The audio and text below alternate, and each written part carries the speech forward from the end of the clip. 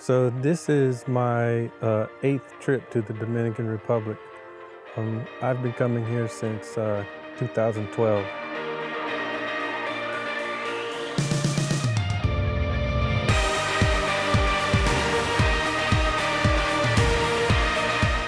Oh yeah, what time is it? It's not quite 1:30. We want to leave late if you get on the ball and help. Right. There he is. Yeah, climbing Pico Duarte is a very difficult task. I mean, on average, it takes 3 to 4 days. It's very physical and mental throughout the whole climb. So it was really hard to do it in 15 and a half hours. Más o menos en una hora estamos saliendo. Yo buscar lo mínimo, salir, que antes de la salida internacional. So what sparked this whole trip was when I found out Pastor Nate had been called back to the States to take over the senior pastorate at his home church. I said to him, hey, well, we have to climb Pico Duarte before you leave.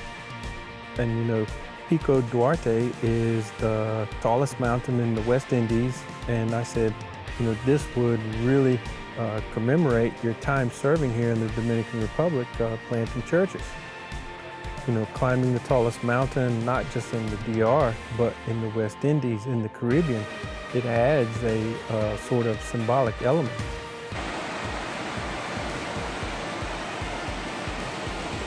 You know, mountains are used as symbols throughout the Bible and in everyday life.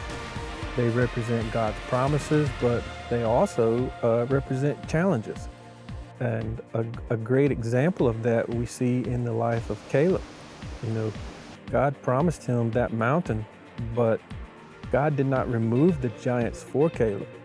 Caleb had to go and drive them out. What's he telling us? Said we got to buy them food. They want some rice when they get to the top of the hill. So the climb was really special for me. I mean, I've climbed lots of mountains in my life, but never really climbed one with this type of significance behind it. I mean, I wanted to climb with Nate and showing my support for him. It's not easy, you know, to make tough decisions like that, like what he and his family are doing. But, you know, I know he is following the voice of God in his life. Go ahead, Ryan. Show us the way. Look at all this mud. There's mud everywhere. Yeah, the climb was difficult. I mean, it's the rainy season, so it is very muddy everywhere on the trails. And when it's not muddy, it's very rocky. And there are constant elevation changes and the trails are very steep. Some wild salvia. They use it to make tea. Finally got the cramps to go away. We were hiking and we didn't prepare very well. There really wasn't a clear-cut guide on what to expect. So we packed very light. Once we got to La Partición, we were in trouble because we only brought hammocks and we had no way to keep the cold off our backside. So thankfully our guide was able to scrounge up 2 sleeping bags and 2 old mattress pads. And without those, we would have been very, very cold that night in the cabin. that's Pico Duarte you see over in the distance. So the most difficult thing was that I really had no sleep the night before, maybe like 1 hour or something at the Score Hotel, and then maybe like 30 minutes in the truck. Good job, Nate. Combine that with that we had no breakfast or lunch on Thursday, just snack bars.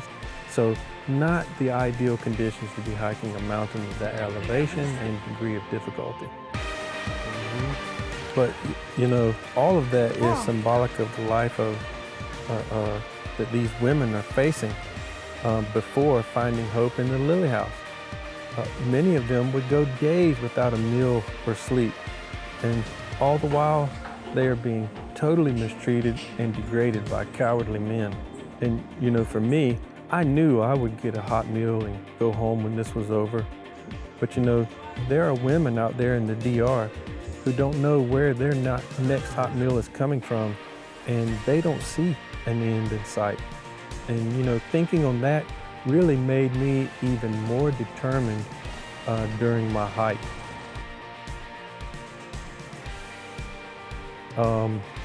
As the elevation